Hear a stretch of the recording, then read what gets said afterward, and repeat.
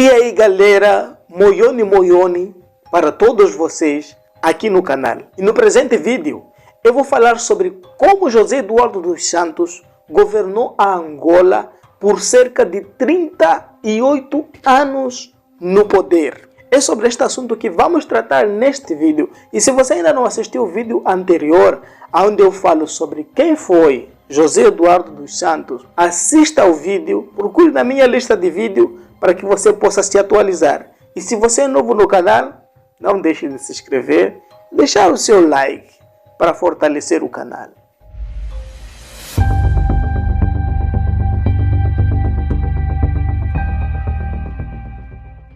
A 10 de setembro de 1979, Agostinho Neto, o primeiro presidente do país, morreu em Moscou, vítima de um cancro hepático. Circunstâncias estas que abriram caminhos para sua sucessão. A escolha acabou de recair em José Eduardo dos Santos. Este homem que vamos falar dele hoje. E no seu curto discurso de tomada de posse, de cerca de 1 minuto e 54 segundos, o então jovem presidente evocava o legado de Agostinho Neto. Juro respeitar e fazer cumprir a lei constitucional, as leis que regem e regerão a vida nacional.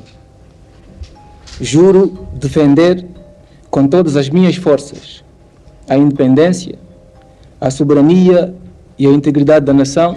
José Eduardo dos Santos era muito enigmático.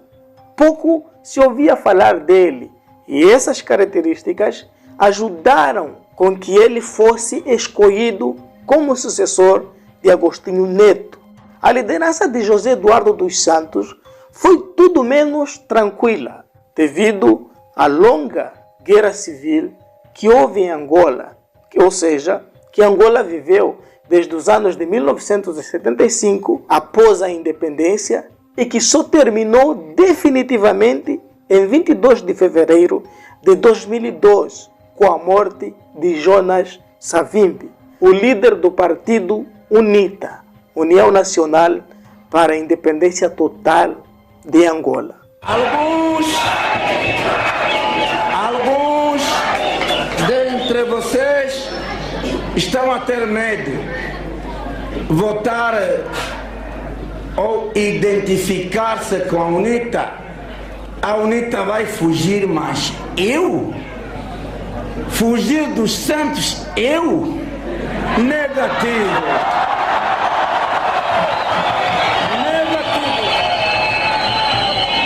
E neste comício de Gabela que ele está a ouvir, que ele faça atenção.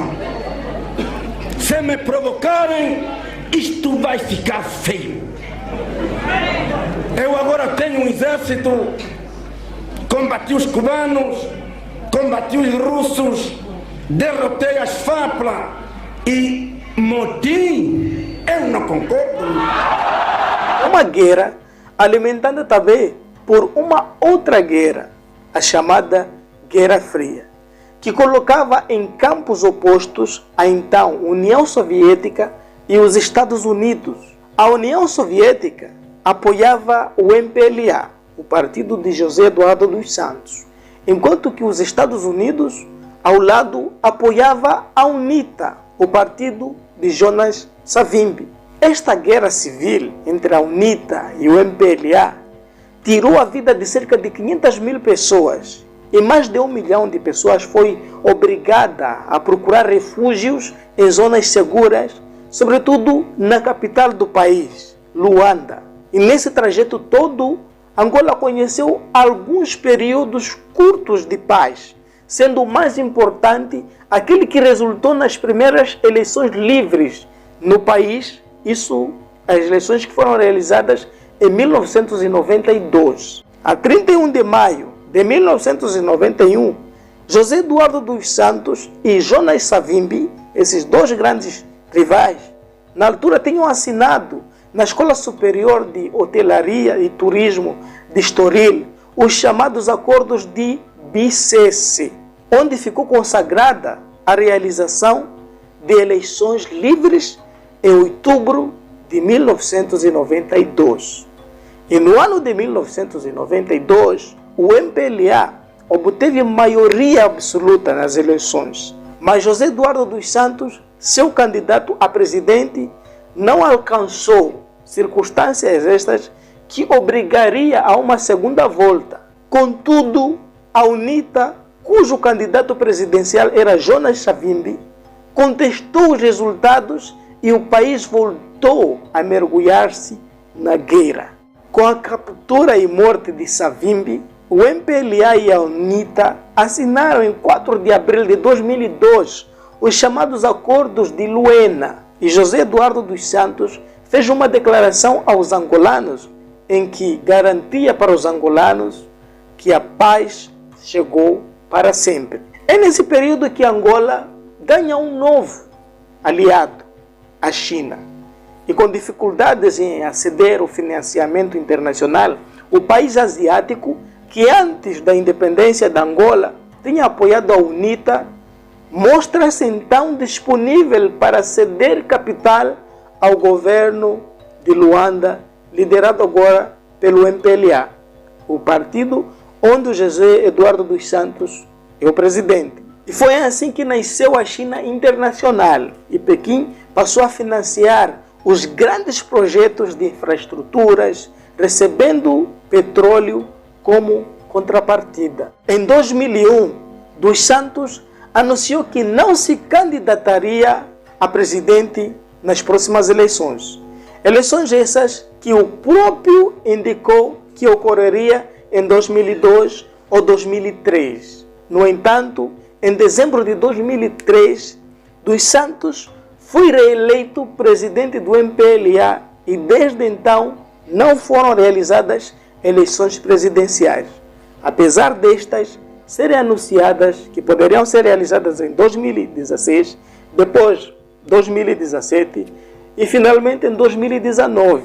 E depois de uma eleição legislativa em 2008, lembrando que as primeiras eleições legislativas aconteceram em 1992, em que o MPLA, isso no ano 2008, venceu com cerca de 81,64% dos votos. Após essa vitória, foi daí que o partido começou a elaborar uma nova Constituição que foi introduzida no início de 2010. Nos termos da nova Constituição, consistia em afirmar que o dirigente do partido com mais assentos no parlamento torna-se automaticamente o presidente do país. Em inícios também de 2010, foi adotada uma outra nova Constituição que abandona eleições presidenciais, introduzindo um mecanismo que prevê a eleição ao cargo de presidente de cabeça de lista do partido político ou coligação dos partidos políticos mais votados no quadro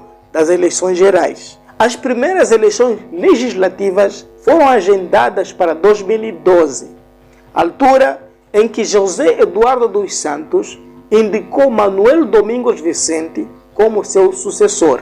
Porém, mais tarde, José Eduardo dos Santos voltou atrás, assumindo o estatuto de cabeça de lista dos candidatos pelo MPLA. Em dezembro de 2016, José Eduardo dos Santos, já assumindo problemas de saúde, oficializou a sua sucessão, tendo o MPLA nomeado João Lourenço, o atual presidente de Angola, na altura, então, ministro da Defesa. De Cabinda Cuneno um só, uma só, a luta. Existe naturalmente qualquer atividade humana isenta de erros.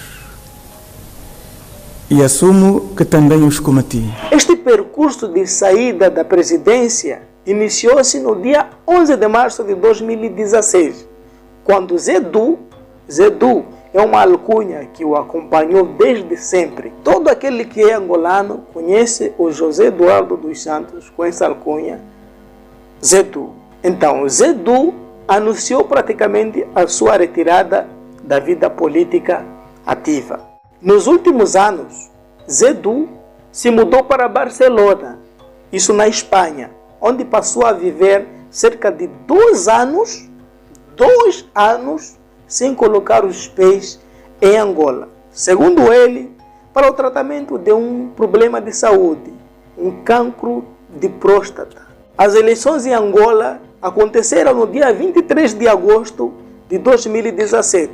As eleições gerais de dia 23 de agosto de 2017 em Angola ficaram na história por representarem o adeus ao poder de José Eduardo dos Santos, ou seja, Zedu, que durou cerca de 38 anos no poder, ou seja, que durante 38 anos ocupou a presidência do país. Mesmo após o seu afastamento na política, José Eduardo dos Santos, ou seja, Zedu, passou a gozar de algumas regalias e manteve também uma série de privilégios. Uma lei foi aprovada, tornando-o em presidente da República emérito, garantindo-lhe uma pensão vitalícia de 90% do salário, proteção pessoal e também esta proteção extensível até a família dele.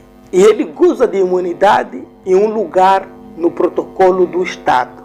A lei também estabelece ainda que os ex-presidentes apenas possam ser julgados por atos estranhos ao exercício das suas funções pelo Tribunal Supremo.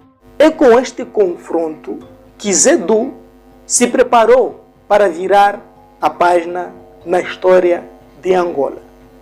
Este foi o vídeo de hoje, onde eu narrei um pouco sobre o percurso político de Zedu, ou seja, José Eduardo dos Santos. Eu espero que possamos nos ver no próximo vídeo, onde irei falar sobre certos escândalos, certas acusações que apontam para este homem, para sua filha, assim como para alguns integrantes da sua família e algumas histórias em que ele se envolveu em assassinatos. Pessoal, eu vou ficando por aqui e a gente se vê no próximo vídeo.